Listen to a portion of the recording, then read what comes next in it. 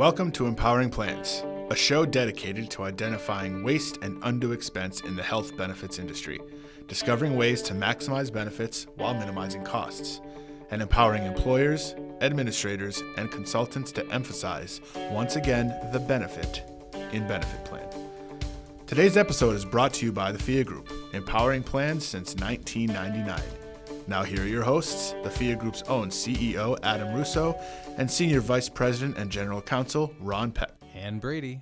Hello, everyone, and welcome to another edition of Empowering Plans, the FIA Group's great podcast. I am one of your co-hosts, Brady Bizzaro. I'm a consulting attorney with the FIA Group, and joining me this time is Jen McCormick. She is our Vice President of Consulting. Say hello, Jen. Hello. Close. Almost got there. We'll get it right one day. I feel like I thought this was your chance without Adam to get it right, but we'll be fine, I think. We have the privilege today, though, of being joined by a familiar face via phone from long distance. You want to say hello, Ron? Do I want to say hello, Ron? Of course. Hello, Ron. Hey, Ron. Yeah, guys, I just want to first and foremost, I want to thank Jen for not stepping on my toes or stealing my intellectual property. You know, I swear, I'm the originator, not the imitator.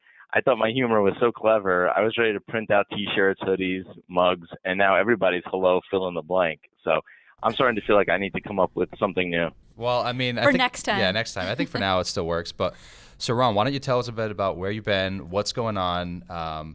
People are eager to find out. Sure, I appreciate it, Brady. Also, we miss you. Yeah, of course. Yeah, that's the important part, Jen. You missed me. I didn't realize you were shooting at me. Yes. So you know, the last I've been listening from afar. I've been paying attention to the different podcasts that you guys have been posting and recording, video, audio. I listened in on the webinar, and one of the sort of common factors that I've noticed is the humor taken by yourselves, and in particular Adam, regarding where I am. You know, there was, I think, a commentary that I might be on an island somewhere, eating lobster and throwing money into the ocean or something along those lines.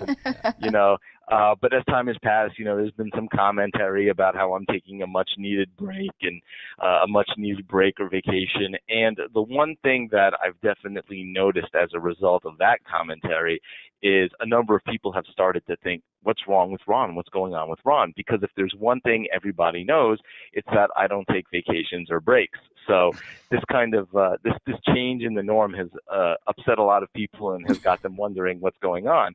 And, you know, I'm sure a lot of people in our industry, if you look at the plan documents that we write, you may think that they lack any sense of creativity.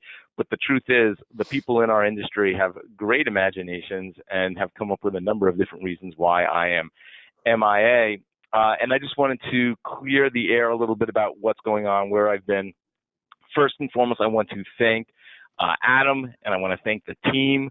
The humor is appreciated, and at the same time, the protection of the privacy is also very important. But I feel it's important to share with our friends, our colleagues, our listeners, what's going on in my life, because for a number of reasons. One, it's an opportunity to learn. Two, you know, I welcome feedback. If anybody wants to talk about what's going on, it's of course welcome and appreciated. And three, because I want people to actually, at a personal level, not just professional learn, but also at a personal level learn what to watch for and things of that nature. So this is all very ominous and probably has a lot of people guessing, what the heck is he talking about?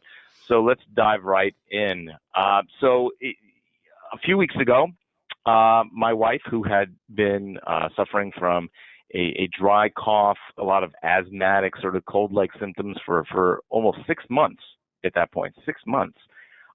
She eventually was told after receiving a chest x-ray that it appeared there was a mass around the lungs, went in for a CT scan, CAT scan at the ER.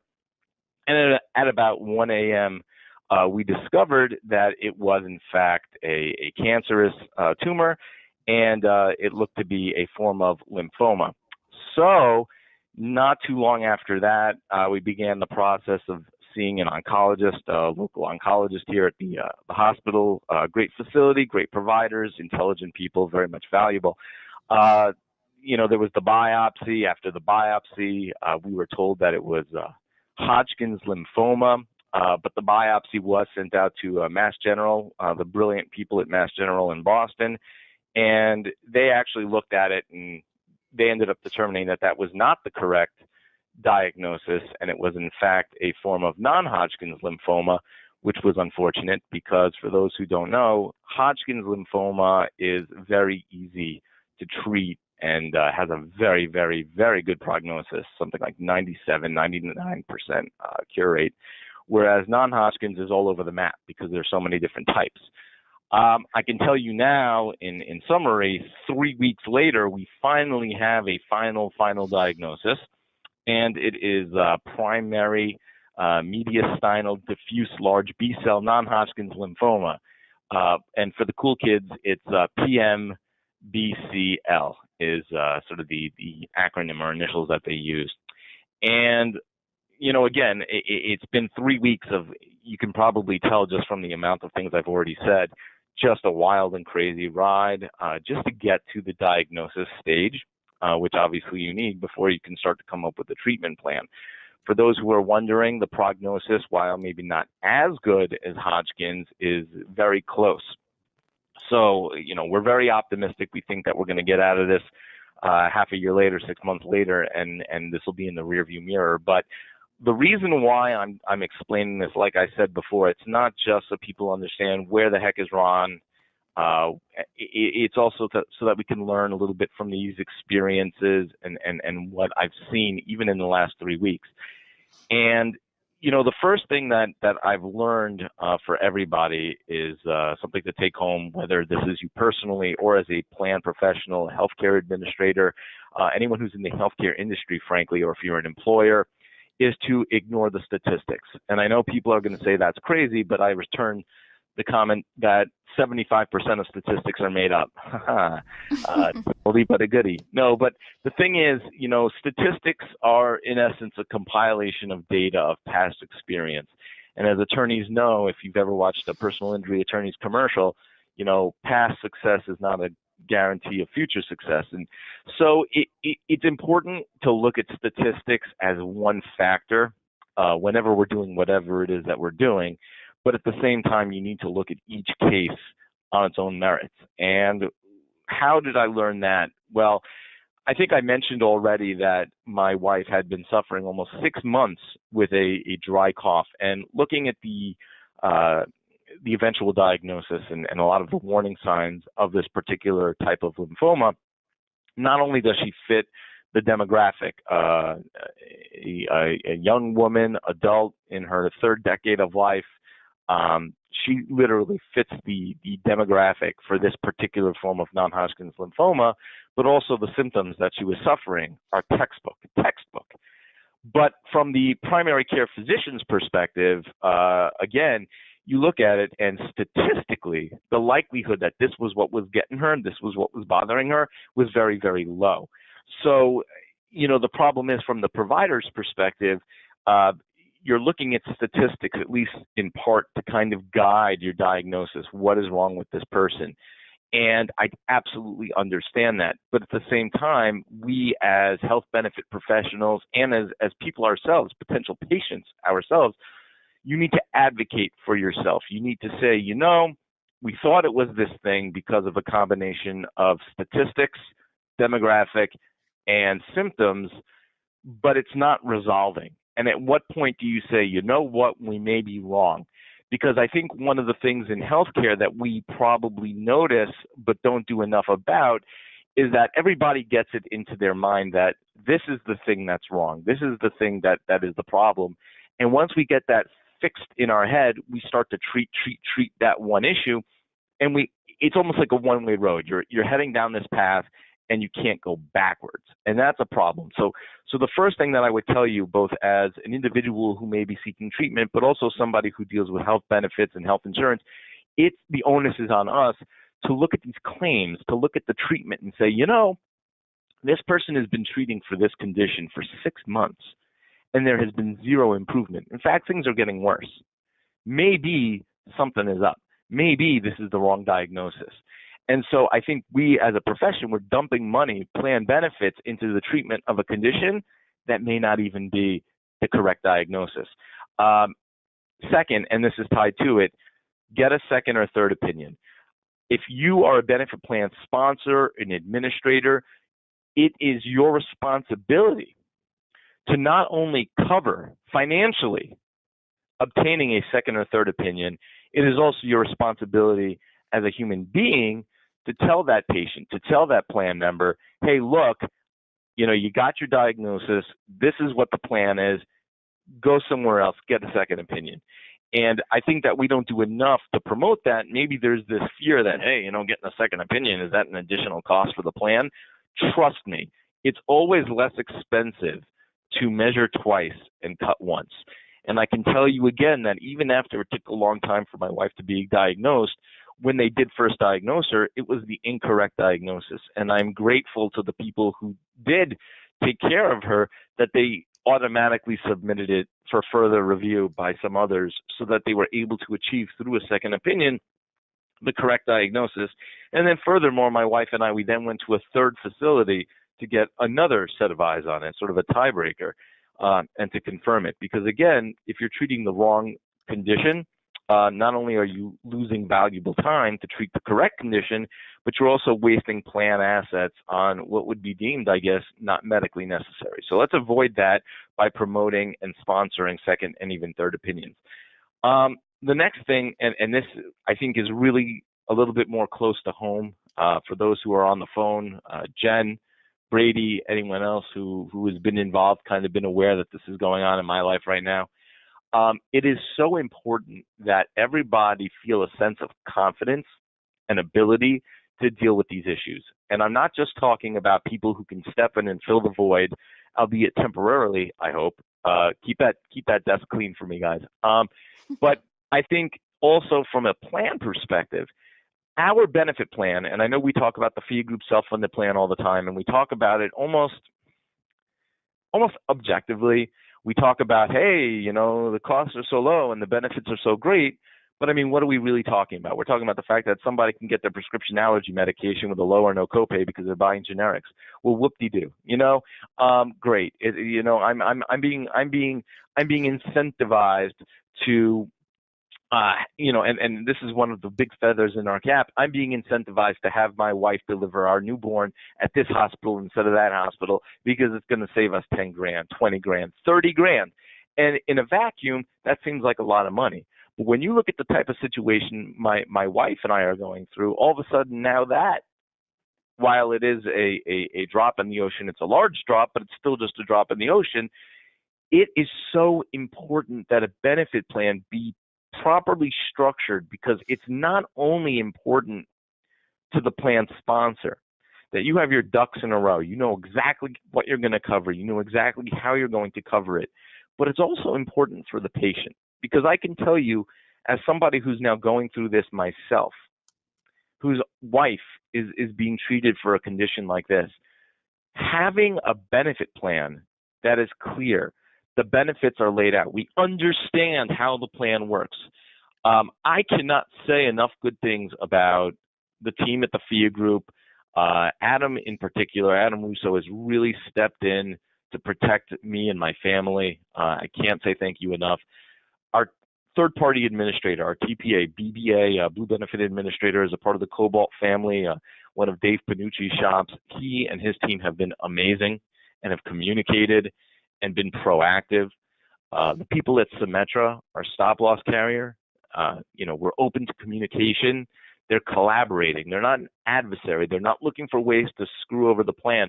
The plan, the TPA, and stop-loss have been communicating since the moment they became aware of this issue. And as a result, everything from a plan and financial perspective has moved so smoothly. And one example I want to give, when it was time to get the biopsy, they were scheduling this surgical procedure. Obviously, my wife and I were very concerned. We're worried about her, saving her life. And the people in the surgeon's office, they're saying, okay, well, we could schedule the biopsy as early as tomorrow, but it often gets delayed by about a week while we wait for some sort of authorization or information regarding coverage from the plan. Now, I imagine in this instance, it doesn't necessarily impact the outcome for the patient, because whether you diagnose it now or a week later, it's not going to have that much impact on the ultimate prognosis. That being said, from the patient's perspective, sitting at home waiting for a surgery for a week, wondering what type of cancer you actually have, not only has a detrimental mental effect, but I think it potentially manifests itself in further stress, anxiety, and potential physical issues as well. And it's been said, and Adam has told me, and wisely so, that they say in a situation like this, financial, insurance, other types of stresses in your life often are as detrimental to the patient as the condition itself. And I could see how that would be. And the fact that when that surgeon's office tells me that it may be delayed by a week, and we get a call an hour later saying everything is cleared and we're ready to go the next day, the difference that made for us and for my wife in particular, you cannot overestimate or overvalue what that did for us. So that's another reason that you need to have a plan that communicates. You need patients who understand how to communicate with the plan administrator, with the TPA, how to get these claims submitted, how to get authorization going. The fact that I reached out to my plan administrator, the fact that I reached out to my TPA, the fact that I reached out to stop loss as soon as we became aware of this, so that we were able to get the wheels turning, the gears going before the claims were being submitted, it made a difference. So that level of education, both as far as how the plan is built and how patients understand the way the plan works and who they should talk to and how, it's going to make a huge difference in people's lives. The next thing that I've learned and that I need people to understand as they're listening is look at the big picture when it comes to your care. There are a number of incredible facilities in the Boston, Massachusetts area when it comes to the treatment of different types of cancer. It means so much to me and my wife that we're here in this metropolitan area able to receive the best care. But when you look at the care, you don't just look at, well, here's a cancer, who treats cancer? You need to look at the big picture. You need to say, what access do I have to a top-notch hospital in case there's complications? If I'm going to be an inpatient, where am I going to have the best care while I'm an inpatient, while I'm admitted? So it's not just the treatment of the cancer, but the entire treatment of the patient. People don't necessarily look at that. So you may look, for instance, if you're looking to find the most cost-effective way of treating this particular cancer, you look at the oncologist, you look at the chemotherapy, and you look at who gives you the most bang for your buck. But are you forgetting, for instance, the person's going to need at least a couple surgeries? Who's the anesthesiologist? You know, they're going to need these surgeries. Where's the operating room? Where's the surgery take place? Who's the surgeon? So don't just look at the individual condition. Think about the entire course of treatment, everything that's involved, the big picture, and ask, in totality, if I go with this one resource, which is top-notch, are all of the other resources that they're going to sort of subcontract also top-notch? And so when it comes to investigating a condition, how it's going to be treated, what's covered by the plan, et cetera, look at the big picture. And the last thing that I'm going to say is that I am, after 12, 13 years in this industry, a lot of it is academic. And you know, I always have chided a lot of my family. They're academic. You know, they've got all these degrees, and I always say, you know, you're quoting from a textbook and not from real life. And I'm sorry to say that even I, in more than a decade of writing articles, doing these podcasts, doing these webinars, you know, ultimately I'm still talking about my personal experiences, but personal experiences interjecting myself into other people's situations. This is the first time that this is actually my situation, my family situation. And I got to tell you, my eyes are more open now than ever before. And I plan to keep track of everything that's happening. And I promise you, our listeners, our clients, our partners, and our friends, that I am going to report back on how things are going, not only because I'm sure you're concerned about me and my family, but also so that we can continue to improve the benefits we offer our employees, their families and learn from this experience. Because again, and I'll say it again, I appreciate the privacy and the respect that my family and I have received from the FIA group, but at the same time, it's important to me that I be transparent and share this information with everybody, because we need to learn from each other's experiences. And that's going to be something that I'm going to hopefully be able to do once this is behind us. So guys, I appreciate for you giving me the soapbox to kind of get on top of here. I'm going to back off now and toss it back to you. Oh, thank you so much, Ron, for being so honest and transparent with us about what's going on. And I'm sure that I'm not alone in saying that we're thinking about you and obviously want to do all that we can to help and support you. And I think having that background from you has given us a lot of real life insight, because oftentimes when we're sitting here from the perspective of the plan, we're looking at it with very objectively from a cost perspective, a financial perspective, not necessarily realizing that once you're in the patient's shoes, it's not just financial, it's emotional too. So there's lots of these different elements and considerations, and until you walk a mile in someone else's shoes, particularly that patient, it's hard to kind of find that balance. And it sounds like you as a leader and having been involved in this industry and healthcare for a number of years, you were able to really combine that objective experience that you share and advise the clients on, and combine that with the emotional aspect of it, and find a great balance really quickly, and we're able to take this proactive approach. And and I hope that others can take that as a lesson, particularly when it comes to the transparency and the notification of if there's something that's happening. The plan needs to know. That way it's not only protecting the patient, but it's protecting the plan and the carrier and the administrator. Once everyone is on the same page, it's going to be much easier to come up with a plan of treatment and figure out what the best options and the next steps are for the patient.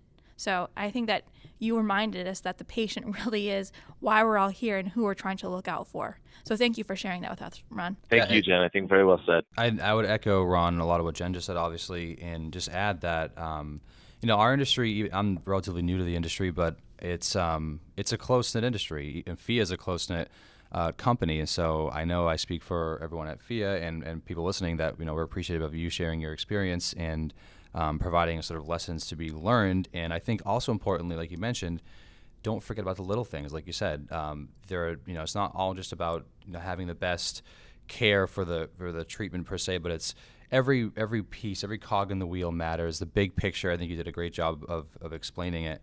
And I know you said you'll update us as you have them to share, and we'll be looking forward to hearing them. Yeah, and as if there wasn't enough cause to tune into these podcasts. Now everyone's going to be glued in, wondering what happened next in my drama.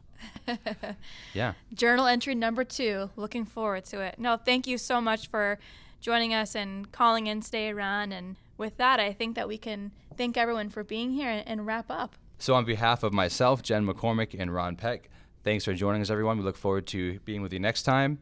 Have a good day.